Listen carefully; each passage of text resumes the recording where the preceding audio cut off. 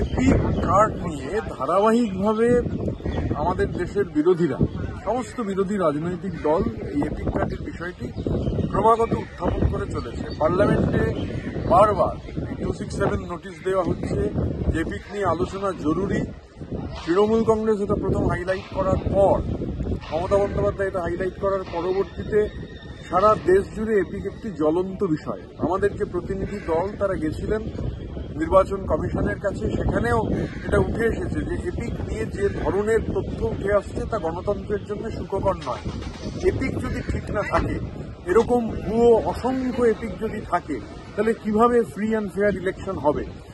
স্বাভাবিকভাবে এপিক একটি জ্বলন্ত বিষয়, কিন্তু খুব আশ্চর্যের বিষয় হচ্ছে ধারাবাহিকভাবে পার্লামেন্টের ভেতর এপিক নিয়ে আলোচনা বিরোধীরা চাইছেন, কিন্তু সরকার অনড়, কোনোভাবে এপিক নিয়ে আলোচনা করতে দিতে তারা রাজি নন।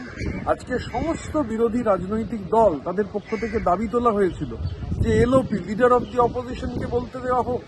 লিডার অব দি অপোজিশনকে পর্যন্ত বলতে দেওয়া হলো না আজকে, এবং এটা আজকে শুধু নয়, এটা ক্রমাগত হচ্ছে। এপিক নিয়ে আমরা বলতে চাইছি, বিরোধীরা বলতে চাইছি, এপিক নিয়ে বলতে দেওয়া হচ্ছে না।